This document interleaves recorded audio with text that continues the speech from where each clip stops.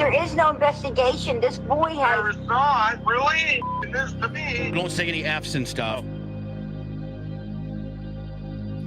But I had to put her on the side and where I'm gonna do what I gotta do for me and my boys and my kids. Don't say any F's and stuff. There is no investigation. This boy has... There's not, really? It is to me.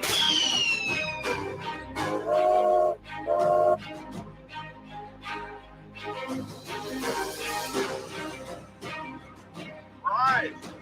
Idiot. I've done my best. It's hard, you know, that's real tough.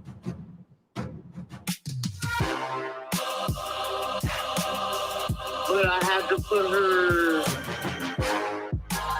on the side and where with the boys. I'm gonna do what I gotta do for me and my boys and my kids. Don't say any F's and stuff. Live from the NVD Production Studios, you're in the lab with your host, Joshua Diaz. There is no investigation. This boy has... There's not, really? It is to me. But I had to put her on the side and where with the boys. But I had to... There is no investigation. Don't say any F's and stuff.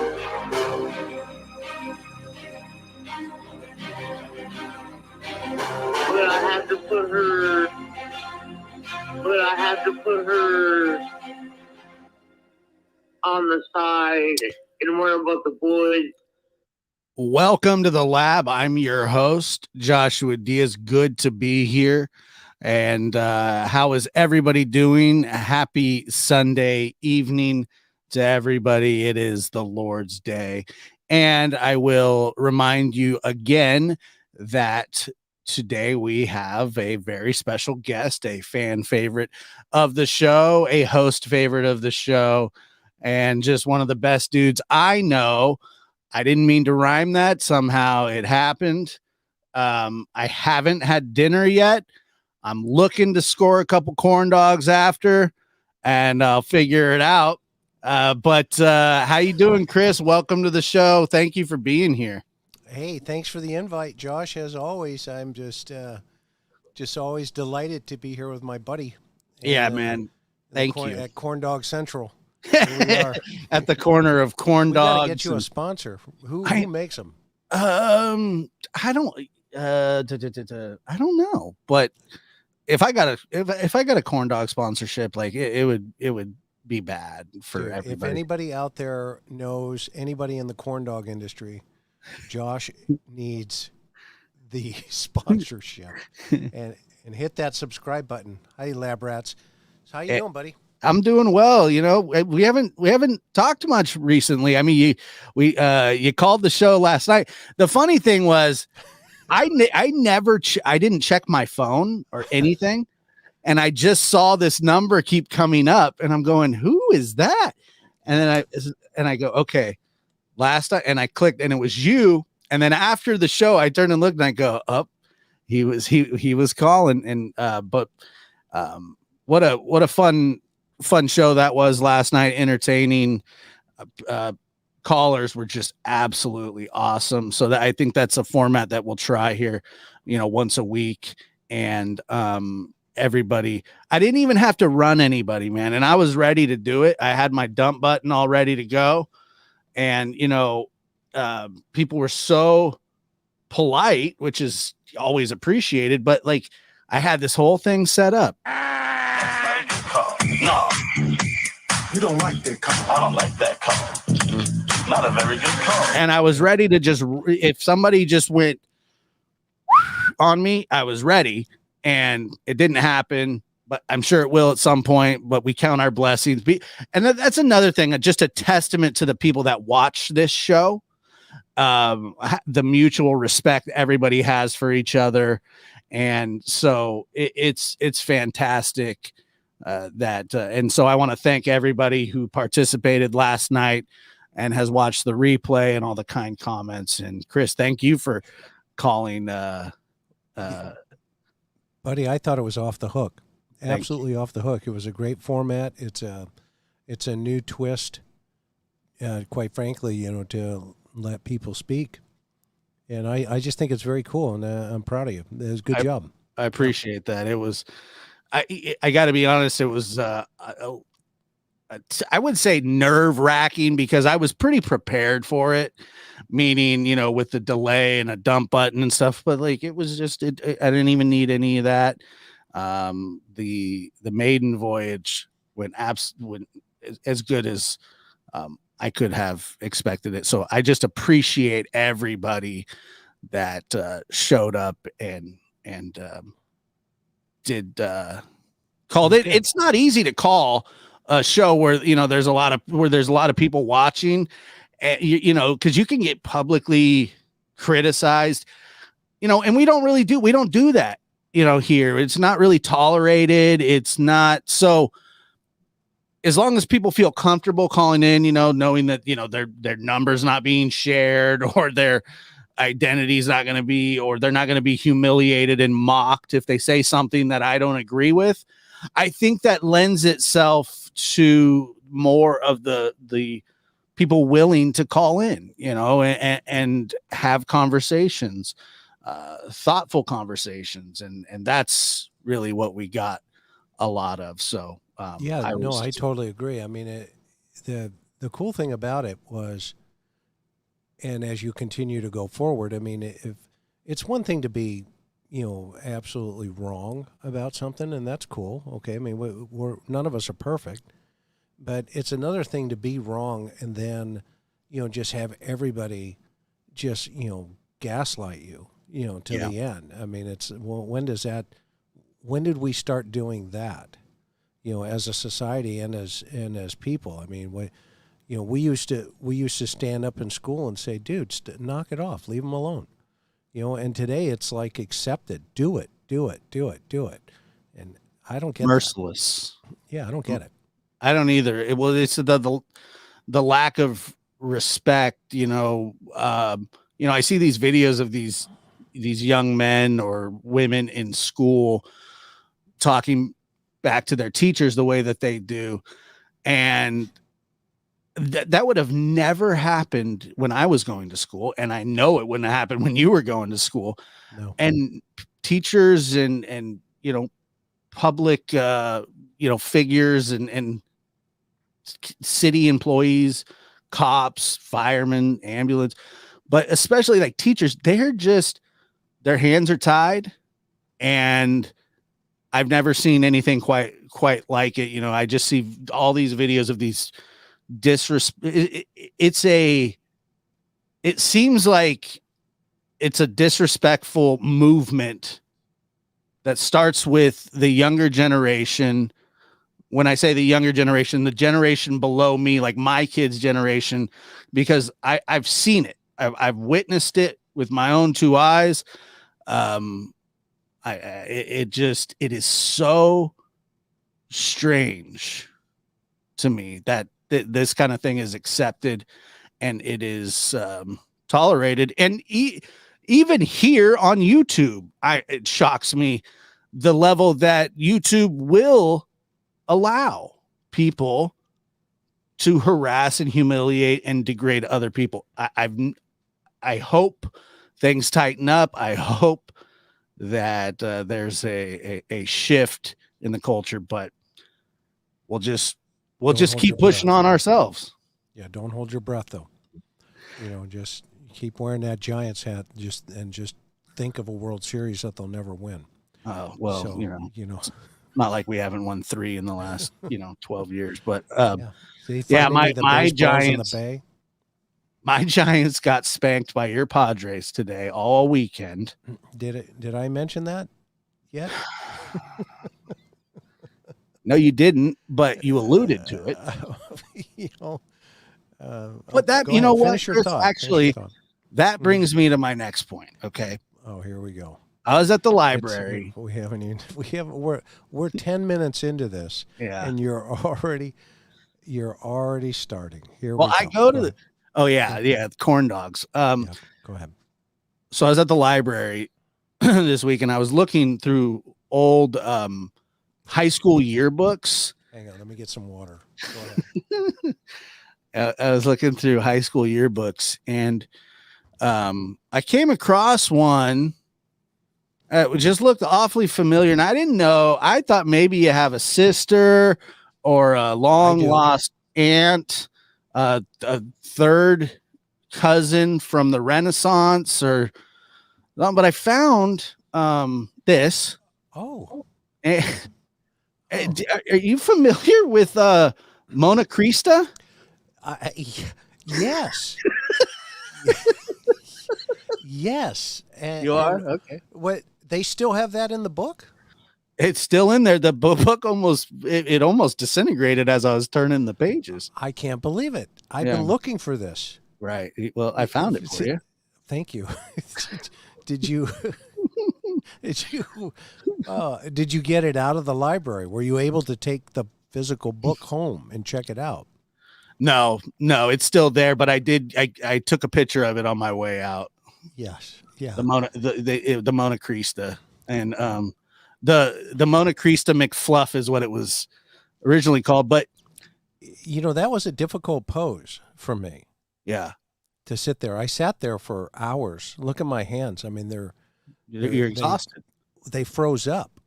It was nuts. Mm-hmm. It was crazy.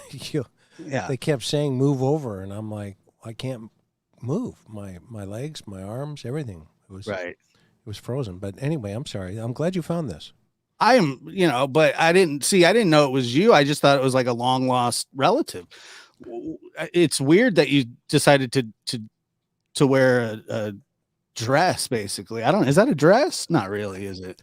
It's a schmata. Yeah, it's just a rag. I just threw it on. like the shout. It's actually a bathrobe. It's a bathrobe, actually. What is it? The Shroud of Turan? Is that what? Well, not that deep, but this was, it was just a, hey, can we talk to you? And I just threw it on and said, yeah, sure, no problem. And I just kind of sat there, and it was like, boom, here we go. Light them up. I mean, you look fantastic. Walking. Yeah, exactly. Out to this. Yeah. You looked fantastic. And I like that you grew your hair out. That must have been a real, 60s, 70s vibe there. You must have been into some Hendrix. Yeah, this was 75. This was 75. Yeah. It wasn't the Summer of Love. No.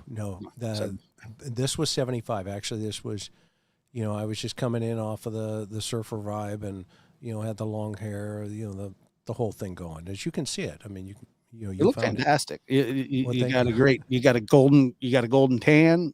Some might call it jaundice. Yes. You look like you've just, problems. Yeah, drink that cranberry juice, my friend. Oh man, that's so awesome. Thank you for that. I appreciate it. Trip down memory lane. We do them here often on the lab, and we like to present our guests with little gifts that and nobody digs deeper here than the lab. Nobody digs deeper. Okay. Absolutely not. And so we just went for it. But so let's get into it a little bit here. I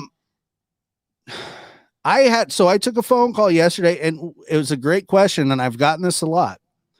Maybe you can help answer it, but a lot of people want to know why Candace hasn't been rung up on anything yet. Now, my answer to them, and maybe yours is the same, because why wouldn't they put a little bit of pressure on her by locking her up? I mean, there's got to be something that she could be held on for even some time. I mean, is that a tactic that you in the past would have used if you could? You meaning, would I have leveraged something else to get a result? Well, charged her with a crime that she could have committed. I mean, you know, that seems as though there's a couple dangling out there. Or is it one of those things where it's just until that investigation is done that they won't bring any charges? So that is a great question, and I hope my volume's okay. I see people saying my volume's low, and I apologize for that. Hopefully it's not now. Sound pretty good to me. Okay, so anyway, that is a great question. So as an investigative tactic, yeah, you can kind of dovetail into one to the other, but the timing of that has to be, you know, carefully executed, because you don't want to go in too early, because then you run into situations where, you know, you're kind of putting too many cards on the table too quickly. With Candace, you know, she is a master manipulator. And, you know, you start looking for, you know, points where people respond certain ways, and you have to somehow lure them to that position. What I mean by that is this. We look at Don for an example.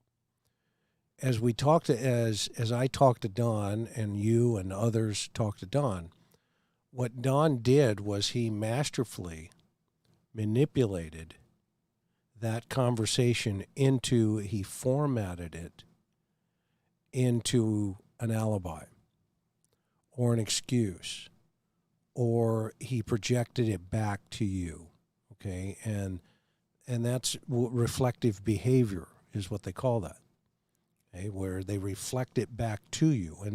And as an investigator, if you're a good investigator, you actually use that on purpose, okay, to where you try to ask them, you know, specific questions that they reflect back to you.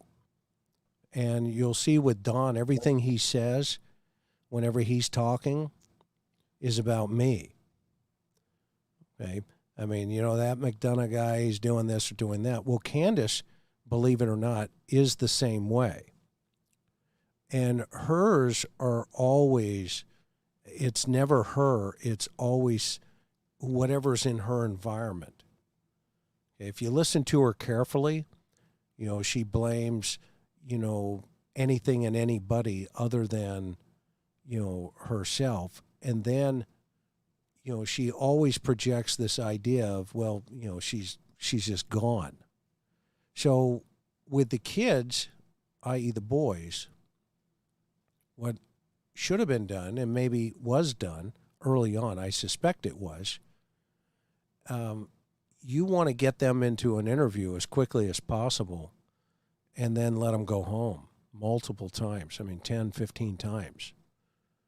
And eventually you gain enough leverage to where you can say, okay, we've locked them in to the point of no return. And that's why I asked Don, well, how old was she? And he knew that I was locking him in, and he wasn't going to go there. He didn't like it one bit. No. So I hope that answered your question. Yeah, it does. And obviously now they don't have to go and talk to law enforcement if they don't want to. I mean, that's just the facts. I mean, if they have a lawyer, even if they don't, I mean, unless they're arrested, they don't have to go into custody, and even in custody, they don't have to talk. And I just wonder if, I guess every detective and lead detective, they all work differently. Obviously, they're privy to the information that we're not privy to at the moment. So I would think that there is some sort of tactic, but I mean, we're closing in on a year, which is a crazy benchmark for a missing child, you know, case. And my fear is that at the year mark, that's when everything starts to go quiet. There's no, like I said before, the The 1.5 year mark doesn't have the same ring to it. The 2 year mark doesn't have the same ring to it. If there's no information, if Don gets in trouble, which he should for other crimes, if Candace lays low, this thing could go dead for a while. And that's something that I'm kind of expecting.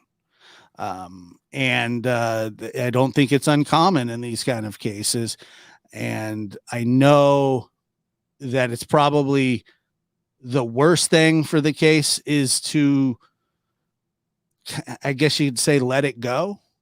But I just don't know what else can be done, what else can be said. I mean, we hit that year mark. To me, it almost feels like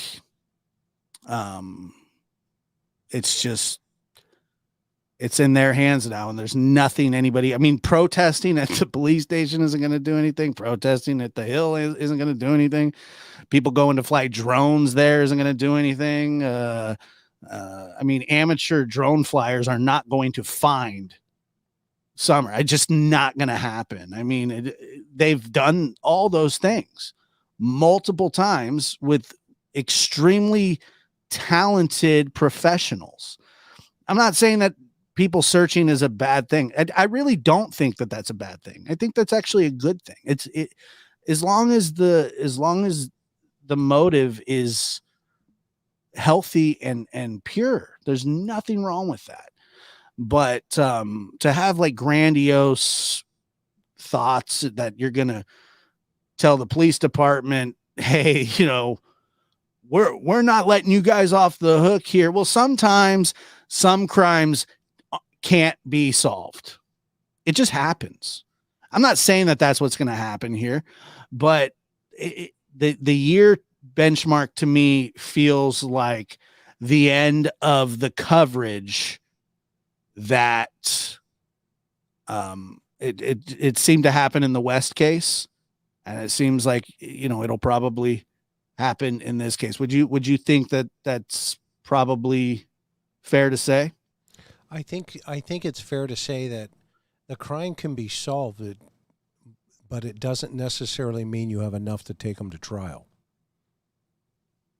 I mean, there are many crimes that are solved, but you don't have enough to put a set of matching bracelets on somebody and put them before a jury.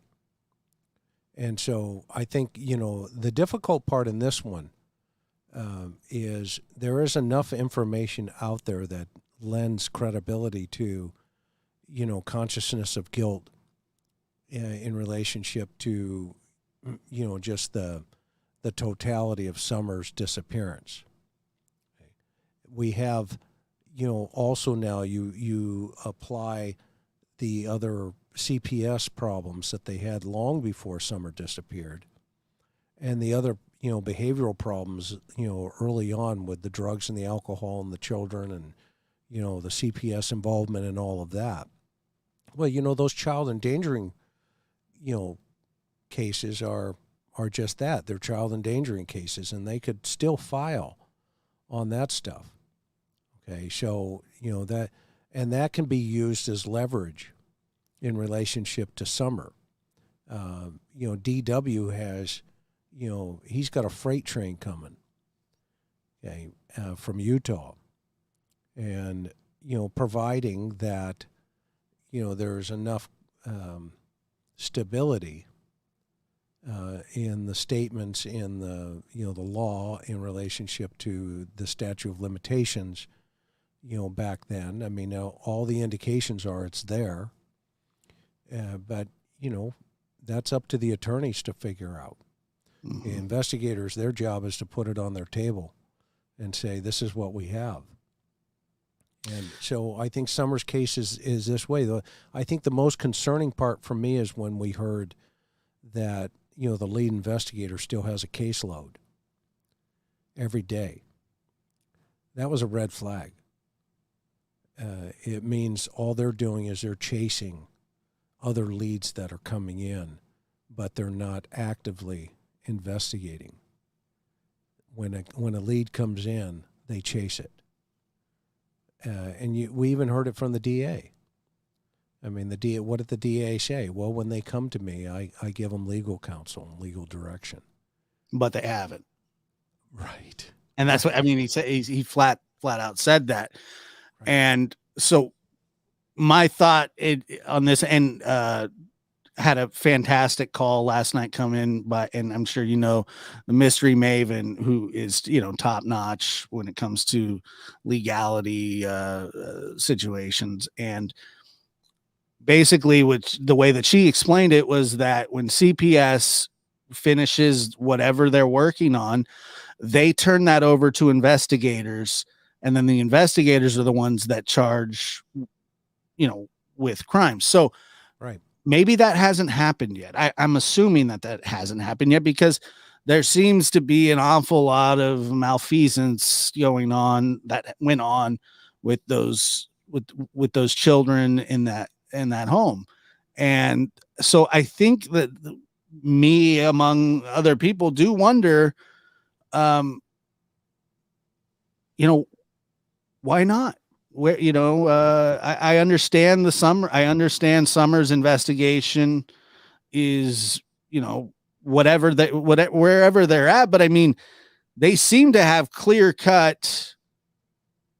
The boys were taken out of that home not that long after. I mean, so it's been close to a year as well. And so when CPS finishes what they're doing, I would think that they would turn all that over to investigators. And like you said, that could be used for leverage. And I'm hopeful that that's what's happening. Right. Right now, the system is designed for the welfare of the child. All right. And then the prosecution of the perpetrator, if there is, criminal activity in there. Okay. So right now, the boys, I mean, we have to ask ourselves, the parents were given, a chalkboard, basically, using a metamorphosis, but to say, look, you guys need to do A, B, C, and D in order for these kids to come back to this environment. Okay. So what the court gave them is pretty obvious. You guys need to clean this place up. You guys need to do, hey, Mary, you guys need to, get this place stabilized, including yourselves. And then we will consider, putting the children back. Until then, they're wards of the state in protective custody. And they're going to go to foster parents, in which they are probably, on the other side of the state. I don't know where they are. Okay, I did, but I don't anymore. Okay. Mm-hmm. That said, then, the court also said, okay, well, to Don, you're under a gag order. To Candace, you're under a gag order not to talk about the proceedings in relationship to the children. And that's where a court-appointed attorney was given, okay, to basically let, if you have a problem, come to the court-appointed attorney and let them argue, before the court what the challenge is, okay? And they're also going to be, basically helping you with the monitoring situation. Right. Yeah, and I mean, it's just, it is a tangled web that sometimes we just need to, I guess it's one of those things where you just hope for the best and hope that, things fall into place, and that, as you say, the universe is on schedule. And I think it is. I just, it's just a question, and I'm sure you get that question a lot too. I get that question constantly, and it's a fair question. This statement is false, though, because I have ramped up my corn dog intake to the nth degree. So I'm telling you, man, corn dogs and pickles are going to follow me forever. But who doesn't love it? Like the corn dogs from the county fair they're like they're like 2 foot long. They're fantastic. There's just, I can't find a 2 foot long corn dog anywhere else. Well, you have a belt. You have a corn dog belt, don't you? Still? Yeah, I do. A corn dog belt. I do have one of those. And shoes. You have corn dog shoes. I'm sure of it. Yep. I have Yep. corn dog shoes, a corn dog hat. I Mhm. used to work at Hot Dog on a Stick when I was Did you younger. really? Did you wear the red hat? Yeah, for like 4 days until I kept eating the corn dogs. I'll tell And you, they man. fired me. Dip them in. Did you They really work at Hot Dog on a Stick? No, but I really wanted to. Oh, I was gonna say. They wouldn't hire me. I used to drive by that place at 2 a.m. and just wonder, what's the future here? Yeah, what Yeah.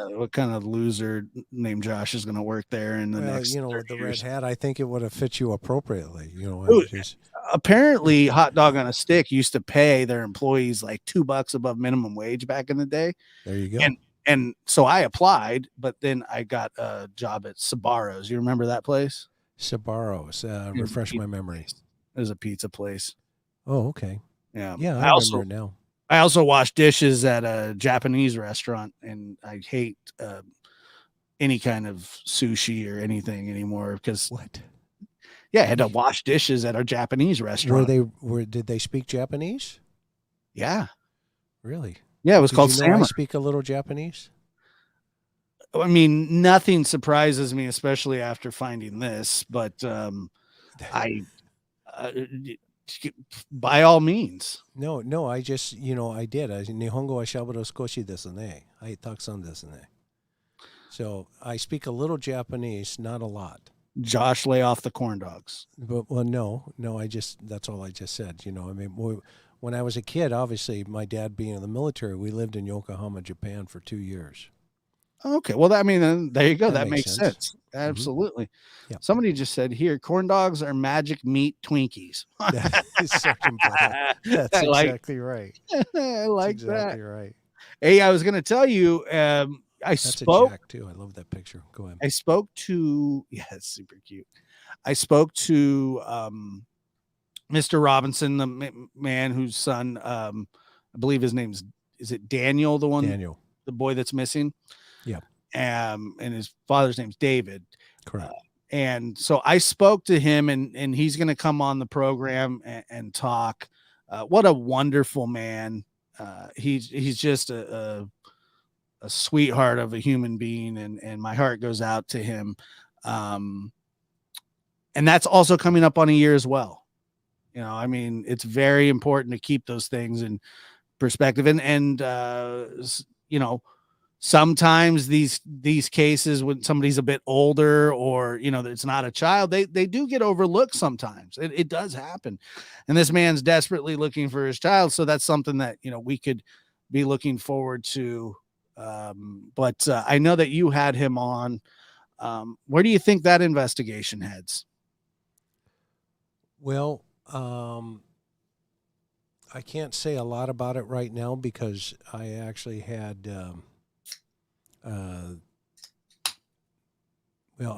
can't say a lot. But Sure. Okay. I had that, the department through the Cold Case Foundation we're doing some things. Awesome. Yeah, he, when I reached out to him, and I mean, he just does everything that he can, and God bless. Yeah, he's an amazing human being. He really is. But so let's talk, what everybody's talking about right now. Let's talk Delphi. I know you just had a show on it.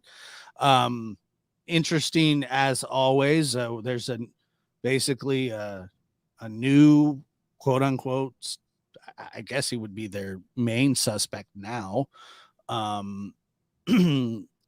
Anything? I mean, is there any teeth to this thing? I mean, are we really getting there? I think with this guy in the affidavit, they flushed him out pretty quickly.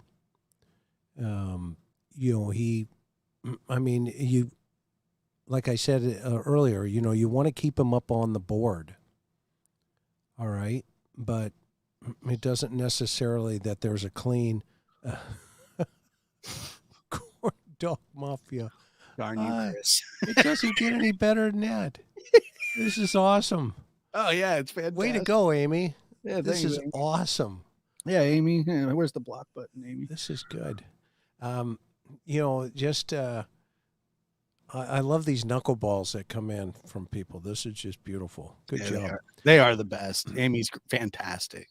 That guy, I would keep him on the board, most definitely, but I wouldn't, the correlations in relationship to his walk, his talk, the proximity, the fact that it's on his property.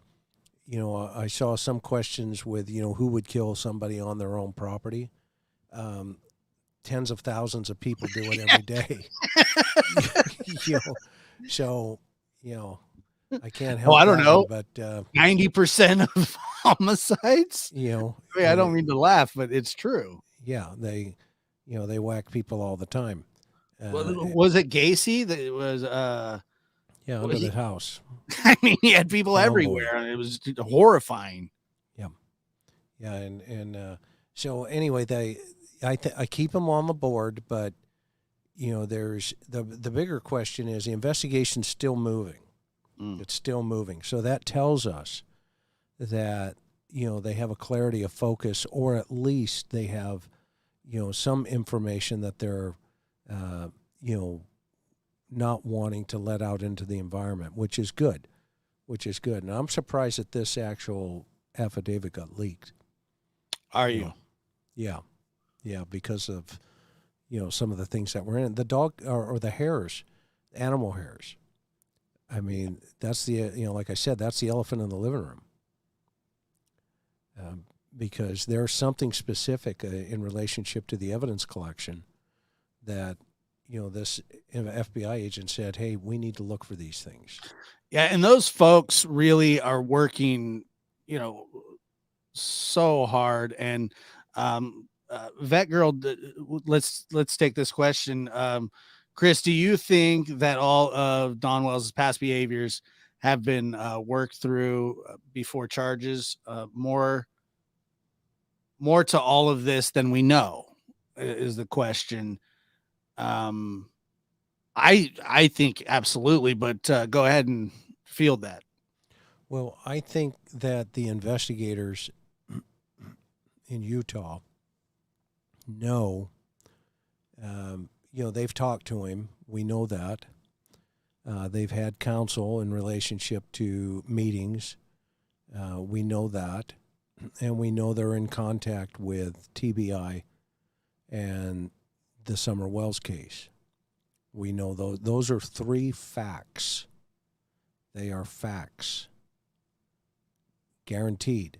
So the question is, what's going on behind the scene in relationship to, the attorneys on the DA's office in Utah and the investigative team in TBI?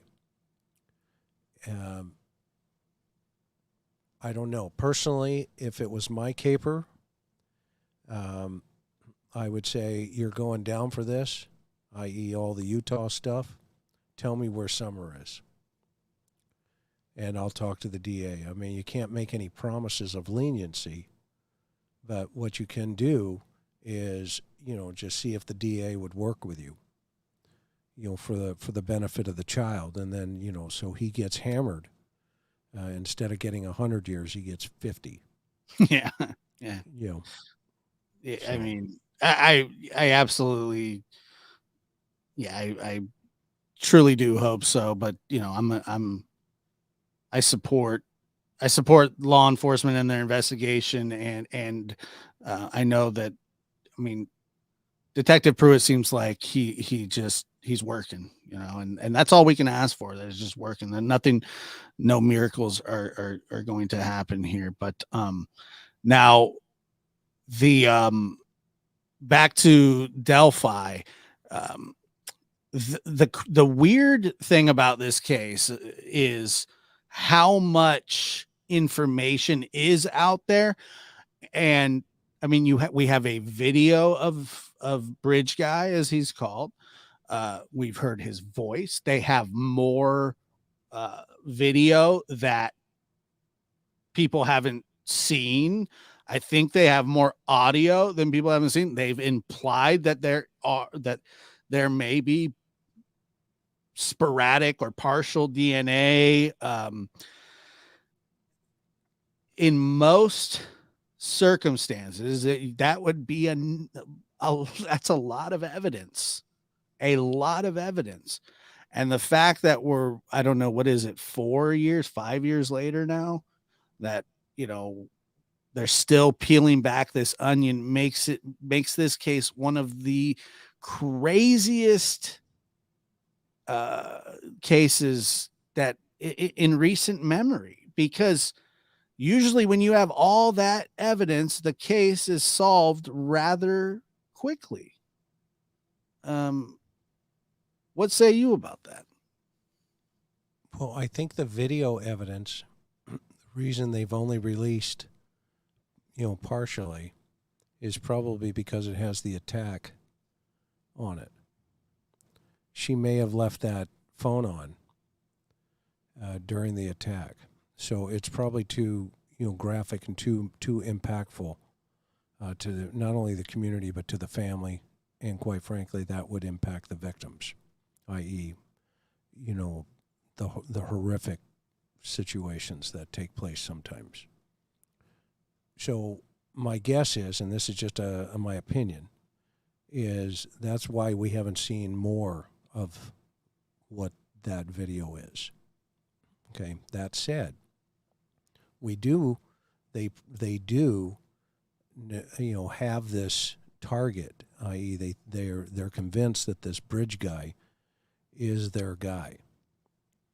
And we have, a ton of evidence pointing to that, evident of the fact that,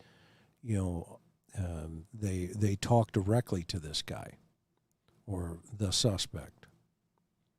Well, and you're right that law enforcement believes that that's their guy, but they also believed that was their guy because they recorded him. I mean, I don't know how long that they were walking, but they noticed that man was following them and became upset and scared enough to start walking away and recording him.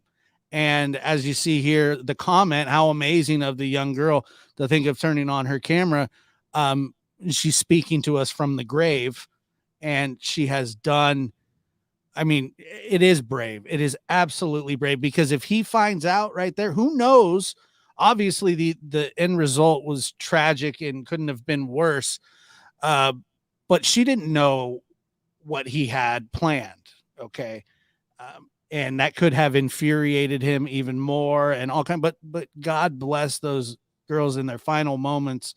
It boggles my mind that people do this to others, but unfortunately nothing really surprises me anymore. But I just find this case just so baffling, just because of all the evidence that is there. And I think that another reason was that's kind of the direct opposite of the Summer Wells case, is that people get frustrated on both cases, because one, there's almost no information out there, and then there's all this information out there. Neither are solved, and that just really shows you how hard it is to solve crimes. I mean, it is so difficult. There's not a little magic wand. The burden of proof is on prosecution. And I mean, that's the way our laws are set up. You have to be able to prove it beyond reasonable doubt.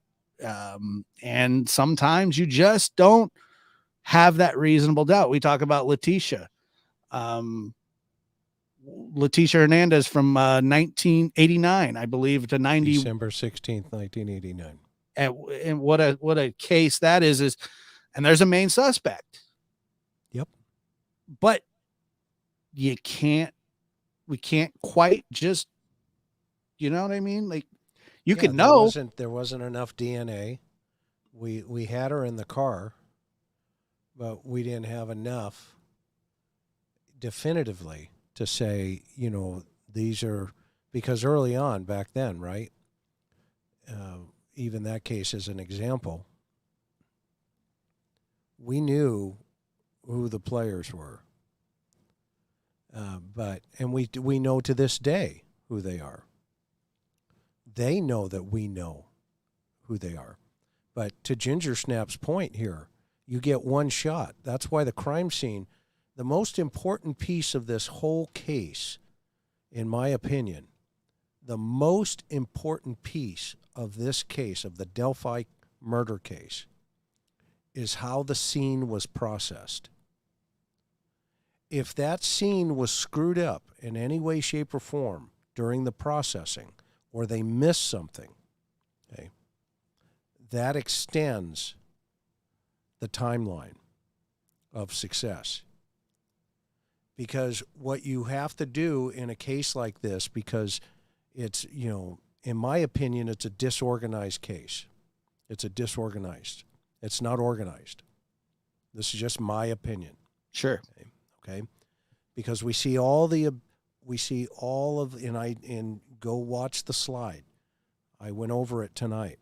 If you look at some of those bullet points in there, okay, they're all there. So you have to have a paradigm shift. If you're thinking, okay, this is a serial offender, this guy's been doing this for a while, he's taking tokens, he's taking photographs, he's yada yada, okay? Well, okay, then what you have to do is you have to look for other similarities in your region. Are there other 14, are there other young children of, young teenagers that have evaporated the same way? Right? What I mean by that, whose lives have been taken the same way. Because that's going to give you an MO, and that's going to, tie into what we call signature. And that signature is going to tie into that staging aspect of it. Okay? And, was that staging, or was the suspect, did he just pull the victim? And that's why I wanted to know, were they pulled towards the house or away from the house? Because that's critical information. It may seem like it's irrelevant, okay? But from a behavioral aspect, in terms of behavioral analysis aspect, that's critical, because it's showing a comfort level. If this guy is pulling the children towards his house and staging them, okay, if that's what happened, okay, then he's comfortable doing that.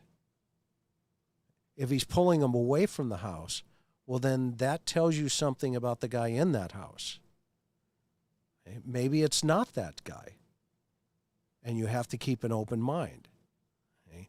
And start developing, your theories based on those types of behavioral aspects. And that's why the crime scene, going back over this, is so critical, because now you have the ability to sit back in the war room, for lack of a better term, and you have now all your reports, you have your initial witness statements, you have all of the data coming in, and now you can do a comparative analysis as to what the crime scene is telling you and what the evidence is showing you.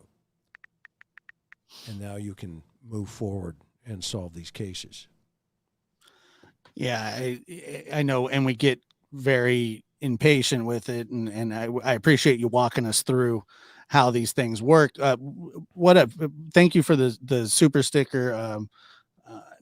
And here's a fantastic question, and thank you for the super chat. What happened with Morphew is Ellie's biggest worry. You're right. I mean,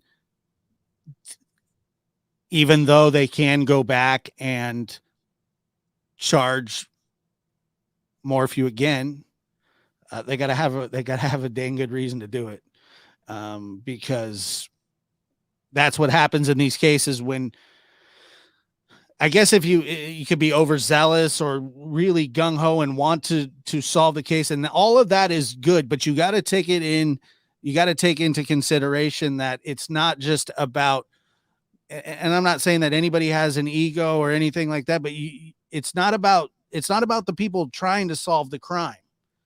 I mean, that's not where the bread and butter is of the case. It's not about who solved what. It's about just getting it solved and doing it the right way.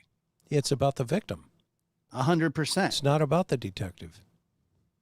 And when you lose focus, when you lose sight of that, and this is why I'm still able to teach.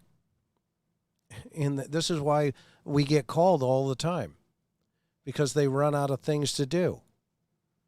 Because, they're like, well, I did this, I did that, I did this, I did that. And I told you about the guy in Louisiana where I told the guy, go make donuts. Mm-hmm. Yeah. 3:00 in the morning. Okay. And he looked at us like, what are you, nuts? No, I'm serious. Your sister died in a donut shop. Go make donuts. And thinking outside of the box like that, and you have to be, remember, there's a lot of really, really smarter people than me and others. They're a lot smarter than me. And that's the other thing. One of the rules is you have to be willing to learn. And it doesn't mean you're wrong. It just means there may be another way, keeping in mind that there are two freeways from San Diego to Phoenix, the Highway 8 and the Highway 10. Some like to drive on the 8 and some like to drive on the 10, but they still get you to Phoenix. Are you willing to learn what it's like to drive on the 8 while driving on the 10 and driving parallel to each other? And this is why it's important to work with an open mind as investigators. It's really important. And the Morphe case is an example. I was on the phone today with the dog handler that we brought in for Andy. And I asked her, I said, did they process that from your perspective? She goes, they've never touched it. Now this dog, and I've complained about this for quite some time now, has been certified, okay, in the courts in the state of Colorado. Okay, and this dog found some very high-profile victims before. Okay, and this dog hit two. There are a total of three, but she had two dogs. Two dogs hit a tree.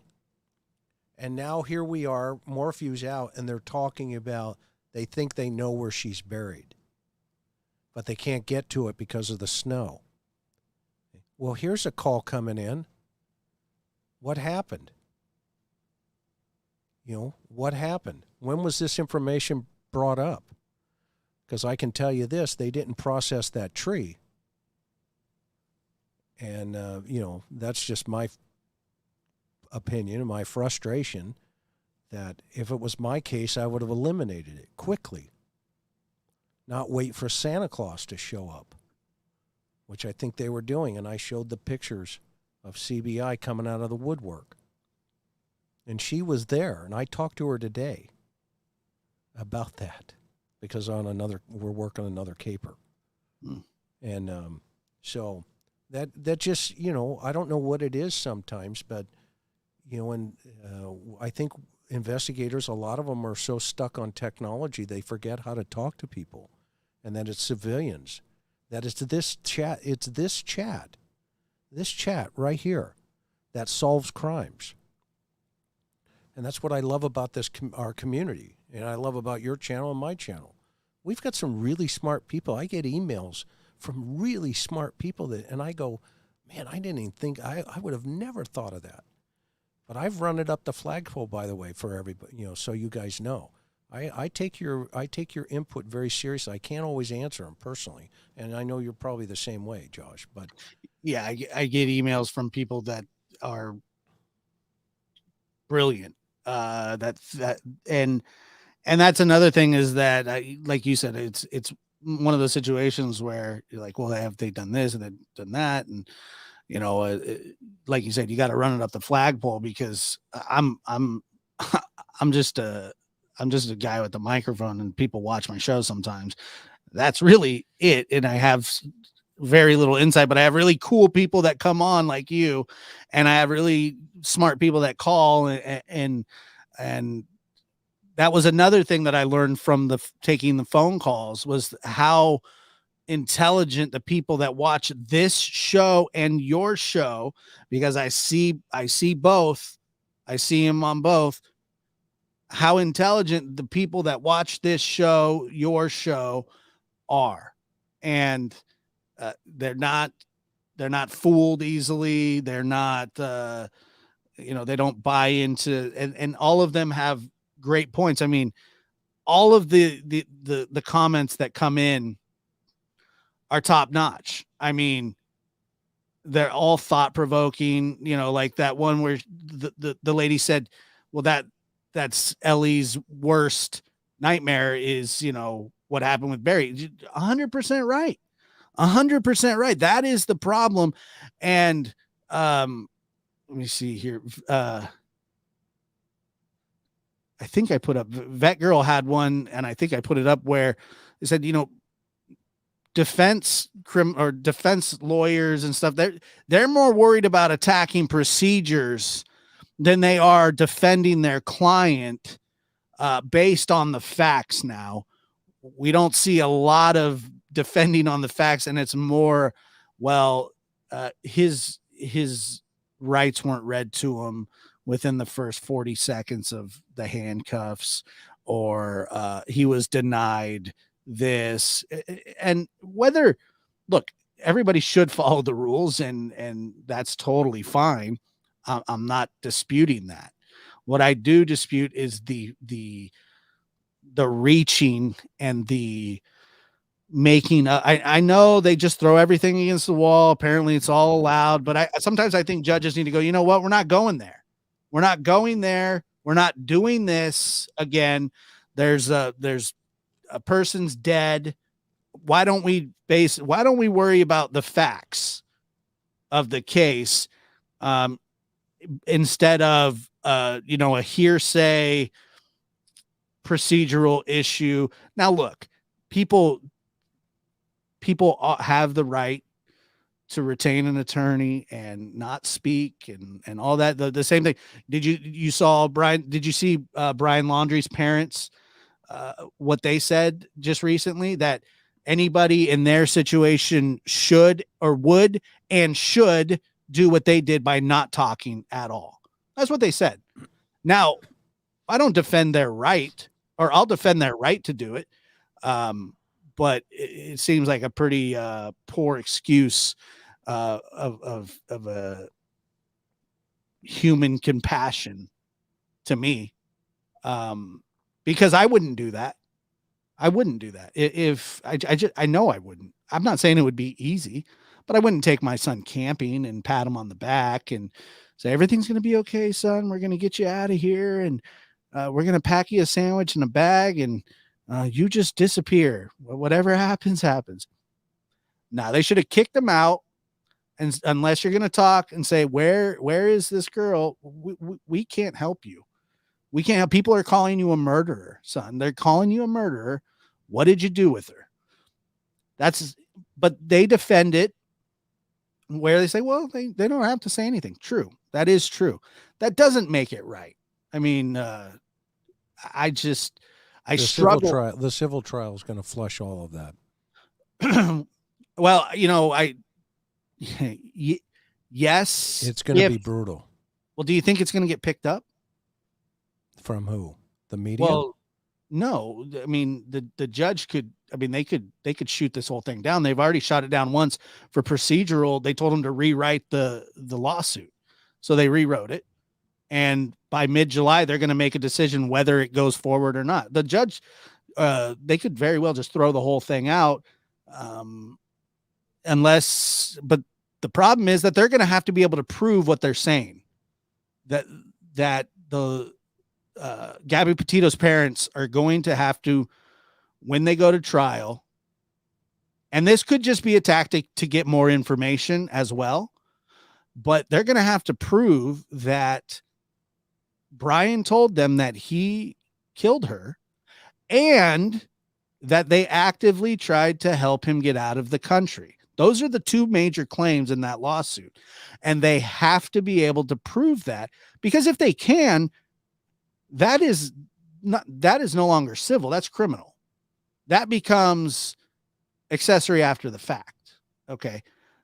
But I just worry that it's never going to go that far.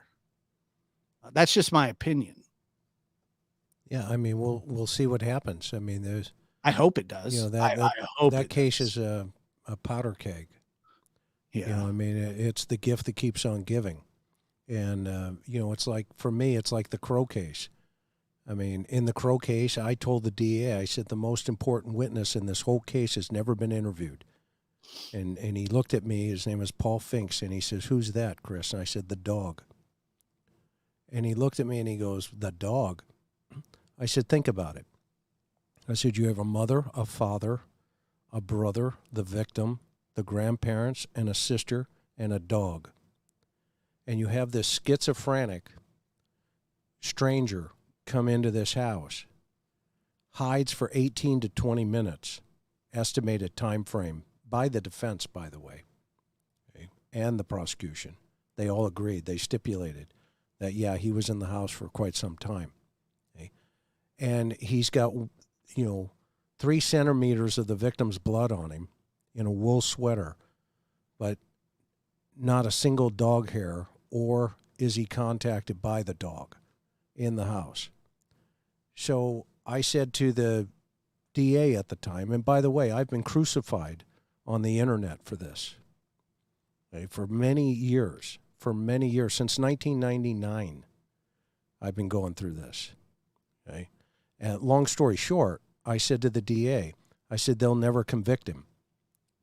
And he was like, "Yeah, I agree." And so Paul Finks was his name. He was up for re-election. A new DA comes in that says the first case we're taking on is this one. And they did. They took him to trial. And, I got hammered, me and a whole bunch of other people, for things that, quite frankly, they said that, that I did A, B, C, and D. And it's all on videotape, by the way, but they never played the whole video. Okay, I'm shocked. Ever, right? Ever. Shocking. Okay. And by the way, that was right before Matthew Checky was murdered. So in that case, I'm the devil. And a month or two later, I get Brandon Wilson to confess how he slaughtered this 9-year-old little boy in a bathroom. And I'm, oh, wow, good police work. Okay. But over here, you've got, this other problem over here. This guy's framing these 3 boys and this and that and all the other stuff. Really? Really? Did I wake up and decide I'm going to take 3 15-year-olds and throw them in prison for nothing? No. I to this day, that case never leaves me. And if you ever read the chats and stuff that, go on the internet, people still talk about that case, because they did 48 Hours did a piece on it. A hit piece. Yeah, well, and here's the irony to that. While I was up in Michigan, I ran into the producer who did the piece, because they were up there covering Dee's case. And I talked to her, and she goes, "Well, we needed to do something." And I said, "Okay, let me ask you a question. Who do you think did it?" And she looked at me and she goes, quote unquote. Okay. Meanwhile, the insurance companies are settling, and I get blamed, which is fine. It comes with the territory. I'm not complaining about that piece of it. But to your point, okay, if you do one thing wrong, and that case is a good example that you brought up, laundry. Okay, one word wrong, okay, you're a dead man. Yeah, and so, you know what? We'll see where it's going to go. We'll see where it's going to go. But, that's a powder keg. I've been staying out of it, and I'm going to stay out of it. And I absolutely would suggest that people go read the transcripts of that case. And by the way, he's not guilty. He was found not guilty. Richard Tuitt. Yeah. Everybody forgets that piece of the puzzle. I was the one that said, he didn't do it. You're never going to convict him. Right. And sure, they took him to trial, and sure enough, they found him not guilty, a jury. right? Right. So anyway, And there were also, I mean, like I said, read the transcripts of that, of the interviews, which, by the way, you were a very small portion of. And by the way, it wasn't up to you who goes to prison for the crime or not. it wasn't even my case. I was called in to do a CVSA. Right. And by the way, the other part of that, right, Josh? I mean, you're aware of it. The other part of it, much. I exonerated Josh. Right. They unarrested him because of me. I know. Well, nobody ever says that on the internet, No, other than me. Well, bad cops are good stories, you know, and a lot of the times you have to fabricate what's going on. Look, I mean, that case, you know, that case is a wormhole, and they took it out on you, and by the way, the other people that were involved with it also just let you take it all. They just, it wasn't right. It's not right. And so, I mean, you're 100% correct. If people just did the research for themselves, it's pretty cut and dry what happened. And back actually on my channel, if you go back probably, I don't know, 6 months or so, I did a whole thing about it. I did a whole thing about the prosecutor, how, you know, she got in trouble for lying, putting out false information, and she was sent a cease and desist letter and never talked about it again. Well, the defense attorney. Yeah. Mary Ellen Attridge. She was the real Pete. Nobody ever talks about her.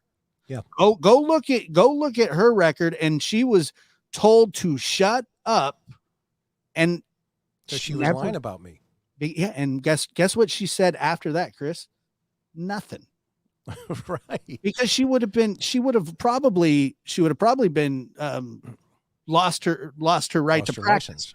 Right. It should have been done, because they're like, well, you can't just lie. If you say something about somebody, it's not slander. Right. If it's true. But if you say something about somebody that's not true, it is slander. And if it affects their job or their income or whatever, you very much get told you don't want to do that. You don't want to do that. And when you do it, you're going to lose your license, because you cannot lie. So people definitely need to look into that one even and more. They need to read a good book by Dr. Paul Tracy. It's called Who Killed Stephanie Crow. It's a great book because he's a professor and he's world renowned, and he wrote a really awesome book on the story, which gives a whole different perspective. But it's all true, and because if it wasn't, he would have been sued years ago. Well, that's the thing, is that, you know, I've been in those situations before with other cases where I've been sent cease and desist letters, but I wasn't lying about anything. I was telling the truth. So, and basically I just crumple them up. So, well, you know, if you're going to sue me, then sue me. If you think I'm lying, then we can head to civil court. That's fine. That's right. But you don't want to do that. Trust me, you don't, because I'm not lying to you, or I'm not lying to anybody. And, you know, a couple very famous, well, one very famous case, and I won't even bring it up because, like you said, that one's a powder keg as well. And I don't even care that much. Yeah, exactly. It's like, you did what? You're defending who?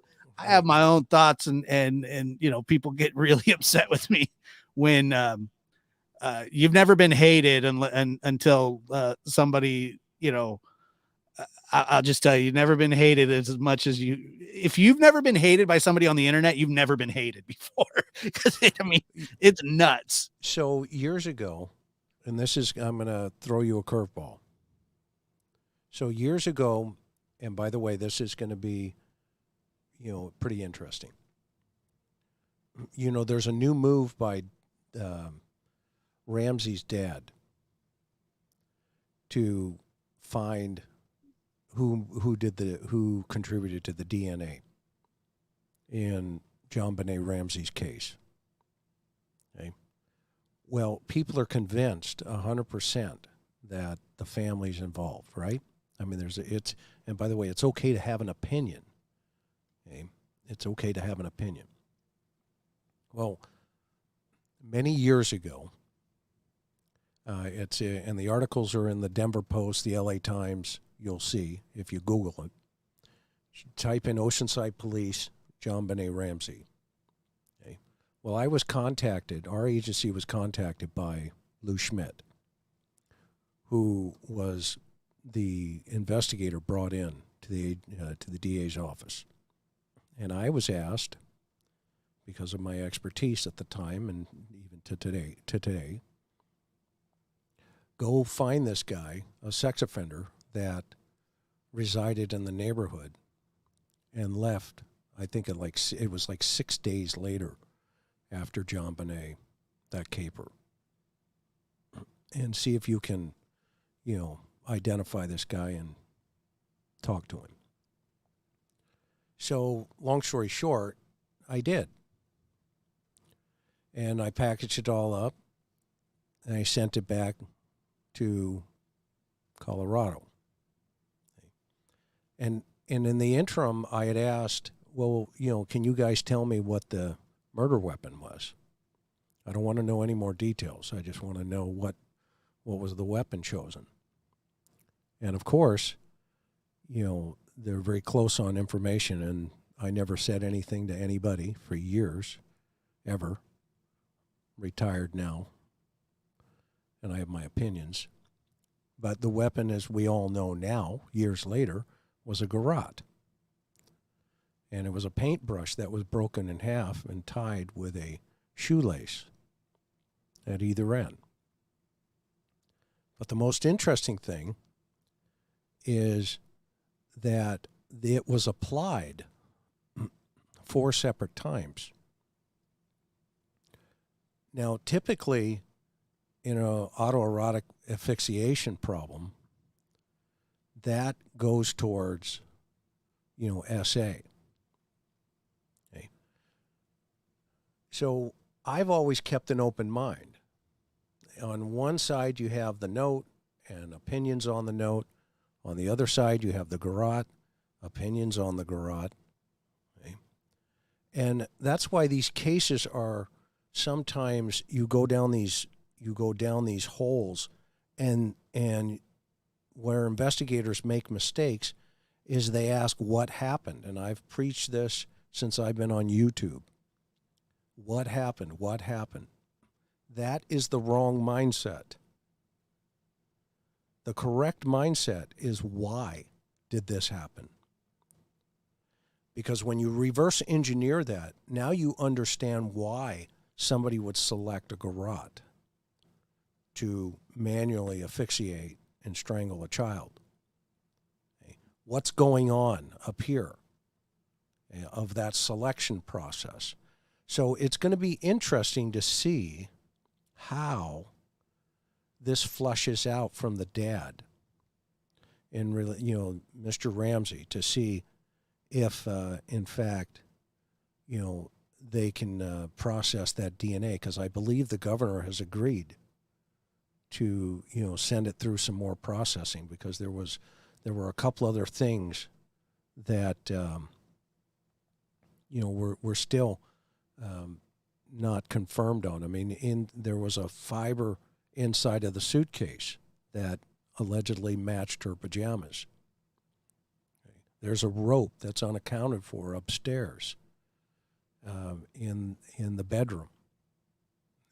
So there's a lot of other things that go on outside of just a single ransom note for, the exact amount of,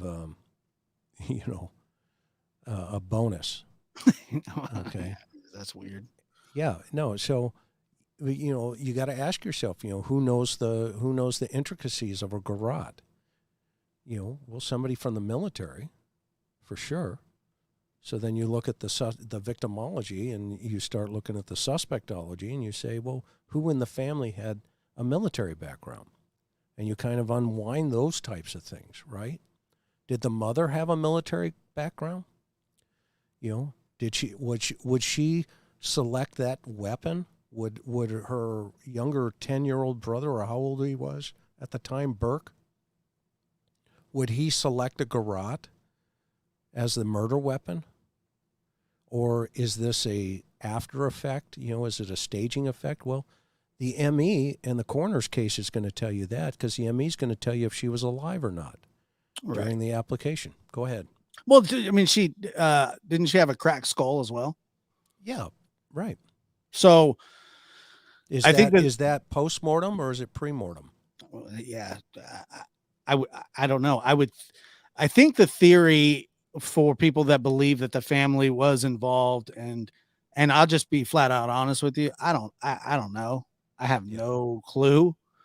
I go back and forth 100 different ways on that case. It's one of the biggest rabbit holes of all time. Do you want to talk about a powder keg? It's just one of those. It brings to bring it up on your show. I apologize. It brings the worst out of it. Well, I brought up something else. I didn't. Oh, I'm sorry too. But we're here. We're here. We're working. But I tell you that there are people that would say that the argument is that the brother hit her in the head with a flashlight, and then after that they had to stage it as there was some sadistic. Who knows? I don't know. Nobody really knows, do they? I mean, well, staging using a garrote is, that you've gotta remember, in order to understand the hunter, you have to recognize the deer. Okay. And you have to recognize, why did they select that moment when the deer put their head down into the water to pull the trigger? Okay. Mm-hmm. And so why in the world, if we look through this, right, why in the world is there even an implication of autoerotic, problems? Okay. And this is that's been one of the, the whole, curveballs, for lack of a better term. Everybody's focused on just the note and all the other, some of the other idiosyncrasies in that. Okay. When again, we go back to even on the Delphi case, we go back to the animal hair. The simplistic idea of why are they looking, this whole search warrant was about electronics, fluids, and animal hair. I still can't. Yeah, I agree with you, though. I can't believe that was leaked either. Well, yeah, exactly. Right? Okay. So they're looking for a comparative, they're looking for evidence to compare to some evidence that they have in relationship that puts that suspect at the scene. Okay. That's what they're doing. Okay. And it's the same thing in JonBenét's case. What evidence puts the suspect, if it's a stranger, hypothetically, right? What puts him at the scene or her at the scene? In this case, I would submit it's the garrote. It's the mindset of the perpetrator who would utilize such an instrument to take the life of a very innocent child. So that's, from there, you now have to work backwards and say, okay, well, why was that weapon selected? Okay. Why was it selected? Yeah. You see right there, it was made from Patsy's paintbrush. Okay. So does that mean Patsy made it? Right? No. Exactly. No, it doesn't mean she made it. Well, maybe the suspect reached up and just grabbed a paintbrush, cracked it in half, took his shoelace off, tied it, and now he's got a weapon. Okay? But more importantly, again, if we look at that, and thank you for that comment, by the way, if we look at that as a whole, okay, its application is why it's, I think, from my head anyway, from over and over. 4 times. 4 times. I used to teach that case. That would point to a sadistic stranger. It would point to definitely sadistic behavior, SA deviance. Well, who in that house is a sadist? Or has the propensity potentially to become it. Yeah. Okay? But that's an advanced That's an advanced process, right? And that's why John Douglas, when he went there, and he came at his conclusion was it's a stranger. And he was ridiculed to no end, even to this day, as a result of saying that. Okay? I mean, okay. That's his opinion. That's John's opinion. Well, it had to be somebody that knew the family. Or had familiarity to the family. Or stalking the family or whatever. The major problem that I see in that case specifically is the way that the crime scene was handled. Okay. And that, you have Mr. Ramsey checking his mail and people coming in and out, neighbors coming in and out of the house. I mean, you're destroying valuable evidence. I know that when he found her, he picked her up and tried to free her, which by the way, is not an unusual thing for somebody to do when you find your kid in a compromised position. It's just not. You don't go, let me preserve evidence here. I shouldn't touch her. No, you're going to want to, you don't know, even if you don't know that she's dead, or even if you think that she is, you still have to try. Right. So I understood that, but he should have never been able, he shouldn't have been walking all around the house either. Oh, totally agree. I mean, go check the basement. No, you go check the basement. Right. Like, how about all of you go outside while we do this? Right. And yep. It sucks because, hindsight is 2020. Well, it's not 2020. That's called police work 101. Okay. If you're there looking for a missing 6-year-old, the first thing you want to do is contain the scene. If you're there looking for a missing woman in, Salida, Colorado, the first thing you want to do is control the scene. Okay? You don't send potential, down the road folks to go look for plastic bags so you can put things in it. Right. Okay. That's police work 101. And that's what I'm saying. That's what I said earlier. Sometimes the reason I personally, I'm able to travel and, teach and go to places and put classes on and have people sit in the classroom is because I'm learning that we've lost the ability, okay, to really process, because I think the electronics is, it's so much easier just to press a button and it prints out a ticket and you hand it to somebody. Instead of walking up and saying, just out of curiosity, did you know why you ran that stop sign up there? Officer, my dog just died today. Oh, wow. I am so sorry to hear that. You know what? I'm sorry you weren't paying attention. Okay? Can you pay attention, please? And please take care of yourself. You're going to get off on a warning today. Have a great day. Right. See, we've lost that ability, I think.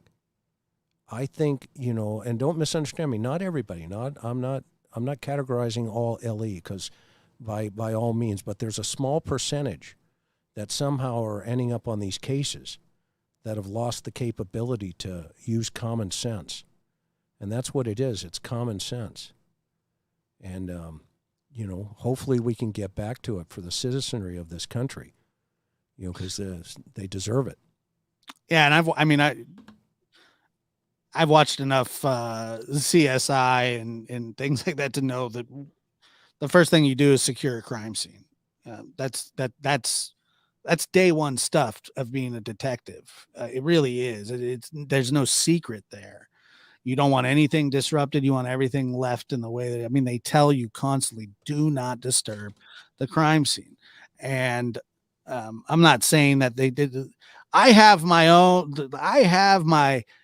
think, and I'll just say here, don't crucify me, folks. Don't do it. But I'm going to just share with you how I feel. Send him corn dogs. The note bothers me. The handwriting analysis bothers me. That's it. That's all I really, really know. And I think it's weird that John was checking his mail. That's all I know. That's all I know. But Well, checking the mail, I guess you could be like, oh, did I get something? I don't know, dude. I could go on for forever, and I'd go in a circle every single time. I could go I could start out going, mom, dad, stranger, son, mom, dad, stranger, son, stranger, mom, dad. It's never ends. So I don't know. I have no idea. So don't crucify me, please. That case is insane. It always has been. Did you ever see when the police officer confronted the parents on Larry King? I didn't. He sat up there and basically said, like, you guys like hindered this investigation from get-go. I quit my job over this because you guys played interference. You killed her. I mean, he was on Larry King flat out saying, you killed her. And I mean, it was so awkward, and mom and dad were both on there, and it was just like, and poor Larry's just sitting there with his suspenders on going, like, and I just get the fact that they took up the offer to go on there and talk. I mean, I don't know. Who knows, Chris? Who knows? I don't know. I think, my brain's fried for the night, and I appreciate you coming on, man. And yeah, anytime. Anytime. I mean, it's just, the cool thing, or not necessarily the cool thing, but the interesting thing about it, Josh, is just remember always that the universe is on schedule. Just be patient. Okay? And, if you're patient, then all the other mishigosh, all the other stuff, okay, that it'll flesh itself out. The one thing that is a constant is the truth. And if we respond to the cornbread mafia or the corn dog mafia, okay, or anything to that effect, then we lose the ability to help. And what you're doing up here, and why I come onto your show, is because you run a class act. And, I like hanging out with people that have the same core value system as me, and, and others, and those in our chat. We have a responsibility to these children, to these families, to be as honest as we can be. And do we make mistakes? Yeah, I make mistakes. Of course I do. I'm human. And I'd be the first one to tell you I make mistakes. Okay? But at the same time, like this fashion mistake. Well, actually, that wasn't a mistake. Look at, I'm looking good there on that You one. look, in terms fantastic. Of, the bathrobe. I didn't mean I should have selected a different bathrobe, but that was a good one. But I mean, we just the one thing that we're learning in these cases with Summer, with Michael, and I mean, look at they've got Brandy, even. The poor gal is, she was at work, and they've got her as the worst parent in the world. Okay, well, has she made mistakes? Yeah, she's come out and said, yeah, I've made mistakes. Okay, but can you help me find my baby? You'd be surprised how many prostitute bodies I stood over. Did they make mistakes? Yes, they made mistakes, but did they have a lot of pain in their life that drove them to that problem? Were they hiding from something? Were they trying to run from something? Because, when they were younger, and, are they addicted to problems, drugs, alcohol, or whatever? Yeah. But what drove it? And I think we need to get, back to this basic human fundamental of walking in our shoes and not trying to, figure out, do our shoes fit this guy? Okay. I went to church today, and I sat in front of a lady who came up behind me, and she hit the hymn book, and she was trying to find the number for the hymn, and I flipped it open to, the number, and she goes, in broken English, she goes, "You speak a Spanish?" And I said, "You don't want me to speak Spanish, trust me." Well, I thought in my head, this woman is from Mexico or, Cuba or wherever, right? I was totally wrong. She was from Peru. I had no idea. Okay. But that just goes to show, how I learn every single moment of my life, like you and like others. We just need to be, good to each other, or at least try it. It can't hurt us. Well, you can have your suspicions of anybody, Oh, I'm very suspicious. of everybody.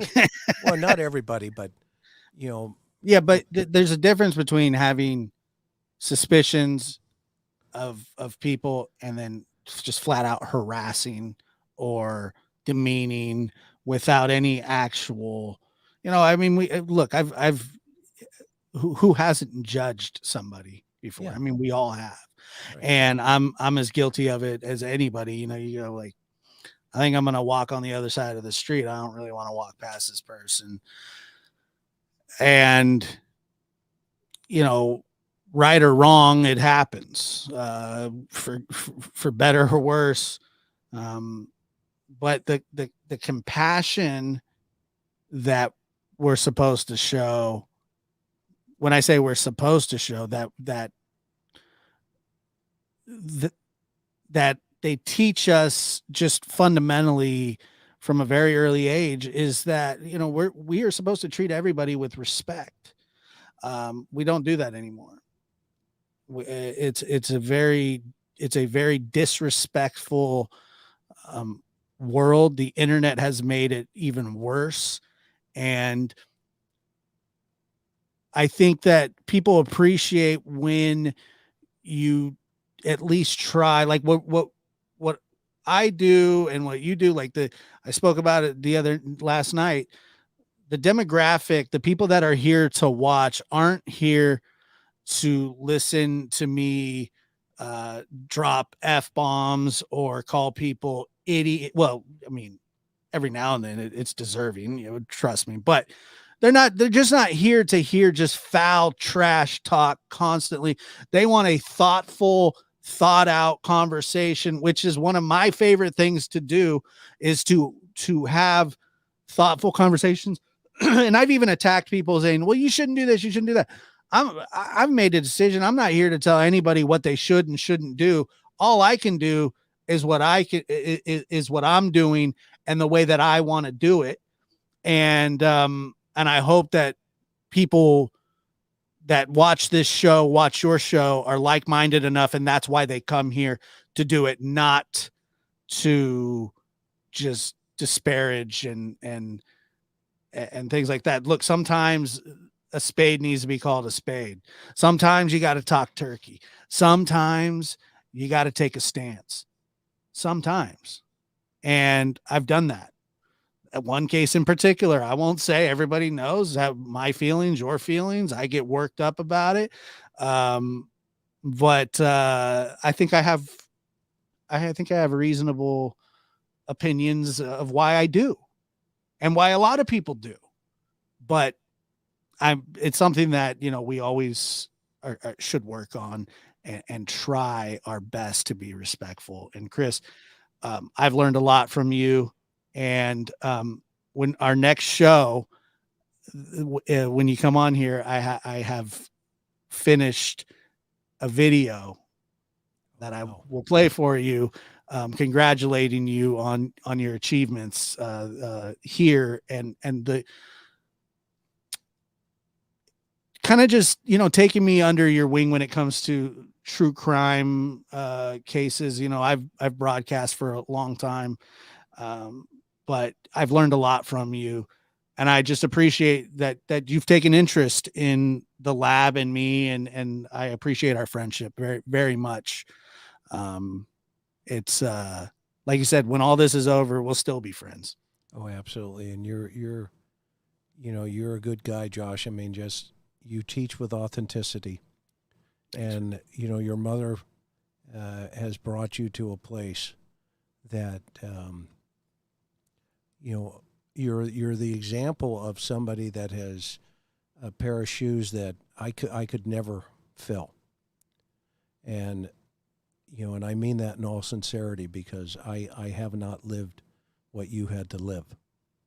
And touche to your grandparents. I know you love your grandma very much, and every time I catch you, you're taking her to the hospital, or you're buying her a McFluff or whatever you buy, whatever you do. But you're a good guy, and that people see that in you.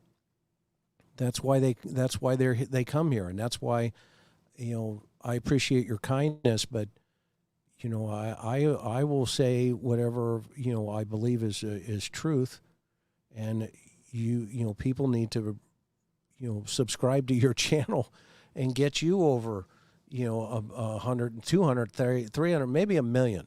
I think you deserve to be at 1 million. And I'll be the guy in the background, and because I know what I know, okay, and that's all I know in terms of what talking about this stuff, unfortunately, but I made a deal, as you know, and if we can help, then we'll help. But guys like you have you can teach from authenticity, from your life experience, and that's very empowering to people, because you're able to to relate at a different level, and and plus you do need a corn dog emoji, though. That is, I will take credit for the corn dog emoji. I will, in terms of dropping that on you, because There will be a corn dog emoji. And by the way, everybody, because he's going to try to get out of it here and cut me off.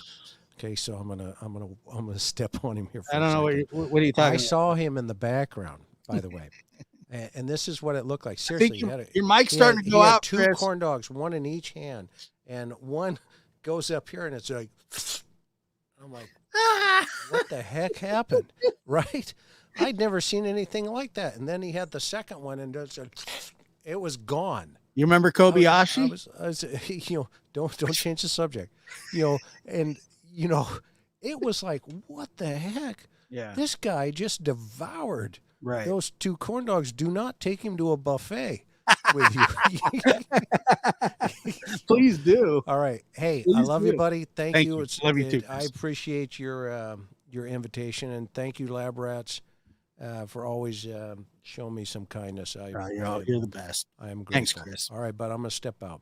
Have a good night. Aloha. Well, there it was, folks. Our Sunday night conversation with Mr. McFluff himself. Always a treat. Thank you guys for being here, and all the super chats and stickers and comments and subscribers and a new member. I believe we had a new member as well. Always fantastic. Thank you guys so much.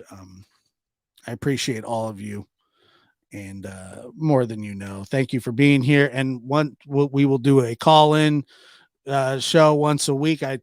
I'm thinking Saturday's the day, and we'll just go from there. Thank you guys so much for being here. I'm your host, Joshua Diaz. This has been The Lab. There is no investigation. This boy has. It's not really. It is to me. Don't say any F's and stuff. But I had to put her on the side and where I'm gonna do what I gotta do for me and my boys and my kids. Don't say any F's and stuff. There is no investigation. This boy has. It's not really. It is to me.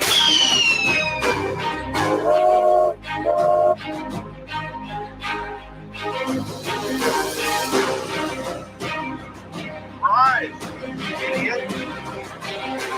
I've done my best. It's hard, that's real tough.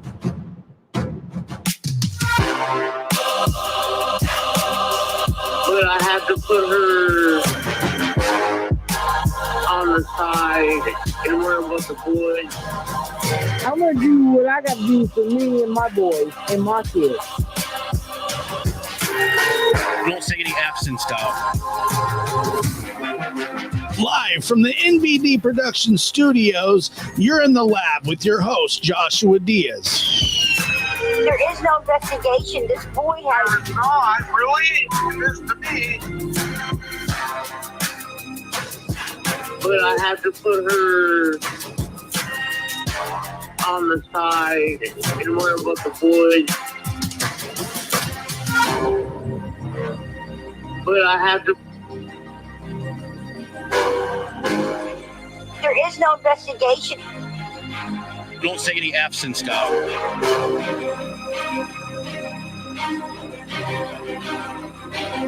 But I have to put her. But I have to put her on the side and worry about the boys.